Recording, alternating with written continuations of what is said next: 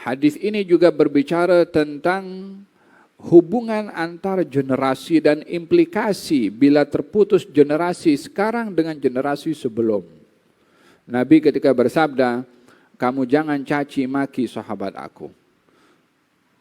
Ianya adalah ingin memberikan taujihat, petunjuk kepada kita, jangan putus daripada sahabat aku. Jangan tak kenal pada sahabat aku. Jangan tak sayang pada sahabat aku. Walaupun kamu hidup jauh daripada zaman mereka. Walaupun kamu sudah sekian generasi daripada mereka. Karena tidaklah rosak satu generasi kecuali disebabkan terputusnya generasi itu dengan generasi sebelum yang hebat. Generasi itu akan rosak bila tidak mengingati generasi yang dahulu yang berjaya. Menggantikan dengan yang lainnya. Diingatkan oleh Nabi SAW, la tasubbu ashabi. Kamu jangan caci maki sahabat-sahabat aku. Falau anna ahadakum, kalau salah seorang daripada kamu itu berinfak sebesar gunung Uhud berupa emas, belum sampai kedudukan pahala yang diberikan oleh Allah, seperti yang Allah berikan kepada para sahabat, walaupun berinfak hanya 1 cupak atau setengahnya. Ianya adalah merujuk tentang zaman yang terbaik pada waktu itu dan situasi yang paling sukar dihadapi oleh sahabat pada waktu itu. Kesukaran dalam kita beribadah atau mempertahankan iman itu menentukan kualiti iman orang dan derajatnya di sisi Allah Subhanahu wa taala.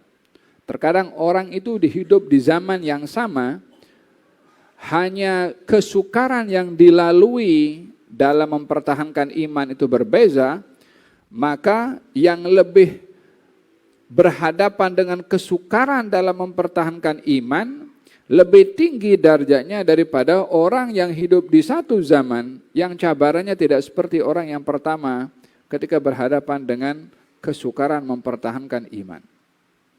Sahabat Nabi ini dalam arti definisi sahabat semuanya sahabat, tapi dari segi kemuliaan tak sama.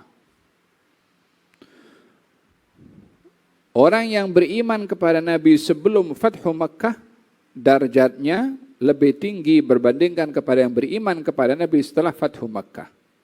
Walaupun sama, kurunnya Nabi SAW. Khairul quruni qarni, sebaik-baik kurun aku, kata Nabi. Apa maksudnya sebaik-baik kurun aku? Maksudnya adalah kurun di mana di situ ramai orang-orang baik dan terbaik adalah kurunnya Nabi SAW, sehingga kurun itu yang merupakan masa menjadi terbaik karena yang hidup di masa itu orang-orang terbaik. Maka dikatakan kurun terbaik.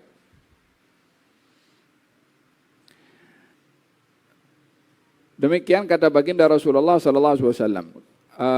Allah berfirman untuk membezakan antara kedudukan sahabat ya, mengikut zaman yang mereka lalui. Katanya, la yastawi minkum man anfaqa min qablil fathi wa qatal ulaika a'zamu darajatan minal ladzina anfaqu min ba'du wa qatalu wa kullan wa'adallahul husna.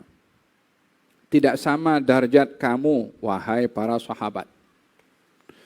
Mereka yang berinfak dan berjihad sebelum Fathu Makkah dengan mereka yang berjihad dan berinfak setelah Fathu Makkah.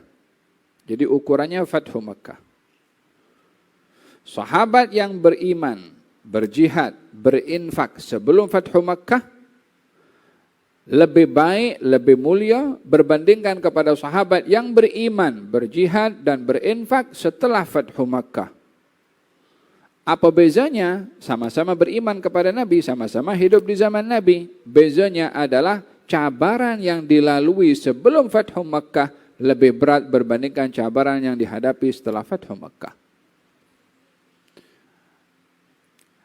Semakin berat cabaran, semakin angkat darjat di sisi Allah Subhanahu wa taala. Oleh sebab itu dibezakan oleh Allah. Walaupun pada penghujung ayat itu Allah mengatakan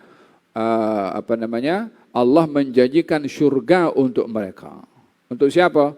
Untuk yang beriman kepada Nabi sebelum Fathu Makkah dan berinfak, juga termasuk orang beriman dan berinfak berjihad setelah Fathu Makkah. Wa kullan wa'adallahul husna. Semua daripada sahabat itu dijanjikan oleh Allah Subhanahu wa taala dengan syurga, tapi kedudukannya beza.